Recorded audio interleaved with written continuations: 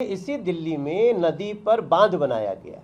आप सब गए होंगे, पुस्ता बांध सुनते होंगे, चाहे हमारे शास्त्री पार्क से चले जाइए, पुस्ता 1, पुस्ता 2, तीसरा, चौथा, 5वां, आप बुराड़ी की तरफ चले जाइए, जगतपुर गांव से चले जाइए, वहाँ भी पुस्ता है, बांध है। उसके बनने के बाद, या जो भाई साहब के क्षेत्र में जैतपुर गांव है या जितना इलाका है, बांध बनने के बाद 15-20 साल जितना दिन हुआ हो, अब वहां पे कोई भी नदी का पानी नहीं आता है। इसलिए वो सही मायने में ओजोन है ही नहीं। इसीलिए आज हम रेखा गुप्ता जी को धन्यवाद देना चाहते हैं। अभी थोड़ी देर पहले हम लोग मीटिंग करके आए हैं।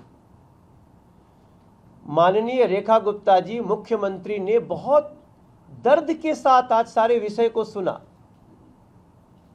और उन्होंने जो इंस्ट्रक्शन दिए हैं, थोड़ी देर में डीडीए और एमसीडी दोनों संयुक्त एक उसका प्रेस रिलीज करने वाले हैं। हो सकता है कि आ गया हो, आप देख लीजिएगा, नहीं तो वो किसी भी समय आपके पास आ जाएगा। और वो प्रेस रिलीज क्या है? वो है कि जो ओजोन जिसको कहा गया है, उसके अंतर्गत भी किसी भी एग्जिस्टिंग घर को, किसी भी एग्जिस्टिंग कॉलोनी के किसी भी हिस्से को कोई भी तोड़फोड़ की कार्रवाई से बाहर रखा गया। तो कार्रवाई हो कहाँ रही है? कार्रवाई जैसा अभी रामवीर सिंह बिदुड़ी जी ने, हमारे बड़े भाई ने कहा कि जो नया कंस्ट्रक्शन, नया घर बनाने जा रहे, सिर्फ और सिर्फ उस पर कार्रवाई, वो एक रेगुलर कार्रवाई है, उस पर तो हम कुछ नहीं कर सकते। नक्शा बनाइए, घर बनाइए, कौन रोका हुआ है? लेकिन आपको ये बताते हुए मुझे दुख हो रहा है कि ये मामला इतना बवंडर हुआ क्यों? तो इसके पीछे एक तो आम आदमी पार्टी की 10 साल की नाकामी है। जो मीटिंग आज मुद्दा उठने पर माननीय रेखा गुप्ता जी ने किया, क्या वो मीटिंग आज से 8 साल पहले, 10 साल पहले, 5 साल पहले नहीं हो सकता था? हो सकता था। लेकिन उनको तो जनता को इतनी तकलीफ देनी थी कि वो मीटर भी नहीं लगवा पा रहे थे। यहां तक कि इन कॉलोनियों में मीटर लगवाने के लिए भी हमारी मुख्यमंत्री को आकर के स्पेशल रास्ता निकालना पड़ा है। अब जाके चाहे वो कोई क्षेत्र हो जो उनका मीटर लगाना हो, तो यहां तक सरकार ने कह दिया, पहले आप रह रहे हैं तो मीटर लगाओ, बाद में जो होगा देखा जाएगा। ईज ऑफ लिविंग किसको बोलते हैं? जो हमारे प्रधानमंत्री जी का एक सबसे बड़ा उद्देश्य है, वो ईज ऑफ लिविंग के मार्ग द्वारा ही इस दिल्ली के 1511 कॉलोनियों को पीएम उदय योजना के तहत उसका अनऑथराइज हटा दिया गया।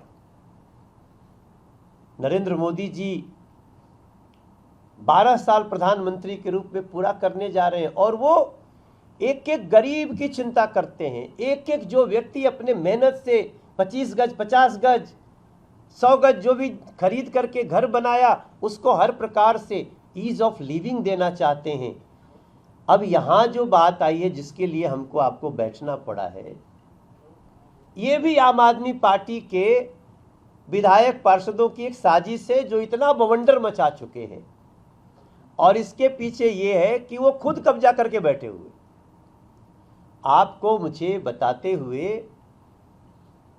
बहुत अफसोस हो रहा है, दुख हो रहा है कि जो एक आम आदमी पार्टी का बुराड़ी का विधायक है, वो स्वयं ही कब्जा किए सरकारी जमीन पे घर बना के रह रहे हैं।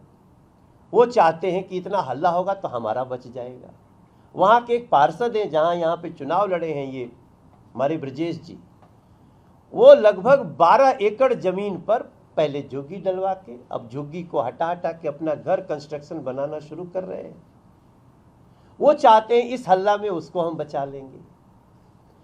तो हम तो जगतपुर गए थे और पूरे दिल्ली में जितनी भी कॉलोनियां हैं, आप सबको किसी भी प्रकार का भय नहीं होना चाहिए। थ्रू मीडिया आज हम भाजपा के कार्यालय में अपने प्रदेश अध्यक्ष हर्ष मल्होत्रा से विचार के बाद हम आपको बताना चाहते हैं कि किसी भी प्रकार का टूट फूट का डर चाहे भले अभी ओजोन है जिसको हम बाद में निकालने की प्रक्रिया में चले गए हैं, आपको डरने की आवश्यकता नहीं है। जहां तक रही बात नए कंस्ट्रक्शन की, थोड़ा दिन रुक जाएं, आप बाद में उसका नक्शा पास कराएं। हम एक से एक सुविधा देने जा रहे हैं, उसका लाभ लीजिए, क्योंकि अब तो बीजेपी की सरकार 27 साल बाद आई है। किसी भी व्यक्ति को ईज ऑफ लिविंग से महरूम नहीं होना पड़ेगा। ये हमारी दिल्ली सरकार का मुख्यमंत्री जी से बात करके और देश के प्रधानमंत्री जी का तो आप सब देखे ही हैं कि उन्होंने किस प्रकार से सभी अनऑथराइज्ड कॉलोनियों को अब कोई भी कार्रवाई एज इज वेयर इज हो चुका है। तो आज हम जो बैठे हैं उसका सिंपल सा उद्देश्य है कि मेरे दिल्ली के वो सभी भाई बहन, आप ये जो आम आदमी पार्टी के कुछ कब्जाधारी विधायक और पार्षदों की साजिश है, कब्जाधारी, उनके किसी भी झांसे में, किसी भी बात बहकावे में न आए। नरेंद्र मोदी जी तो वो प्रधानमंत्री हैं जो जिसका कोई घर नहीं उसका घर बनवा करके देते हैं हम लोग। 4 करोड़ से ज्यादा हम लोगों ने बेघर को घर दे दिया।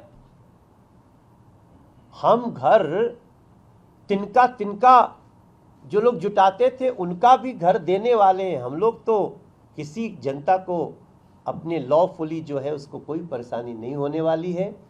आज एक बार फिर से मैं तो आदरणीय रामवीर सिंह बिदुड़ी जी का धन्यवाद करता हूं। ये हमारे लिए दिल्ली की इंसाइक्लोपीडिया है। ये जब कोई चीज़ लेके आते हैं, आज जो इन्होंने जितने बातें निकाल के आई उसमें आज की मीटिंग के अनुसार भी हम बहुत जल्द ये जो त्रुटिपूर्ण ओजोन है उसको हटाएंगे। और जब तक नहीं हटता है तब तक वहाँ के लोगों को किसी भी प्रकार का भ्रम में रहने की आवश्यकता, भय में रहने की आवश्यकता नहीं है। आप सबका बहुत बहुत धन्यवाद। आपके कोई प्रश्न?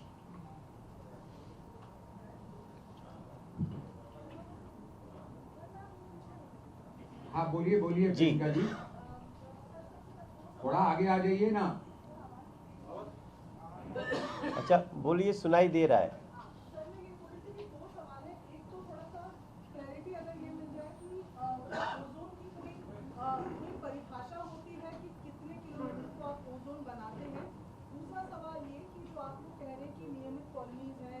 जिनको नियमित किया गया था उनको इस बार डाल दिया गया है, तो क्या ये सभी उन कॉलोनीज की बात हो रही है जिनमें ये ओजोन के बोर्ड लगे हैं या आपके क्षेत्र के स्पेसिफिक?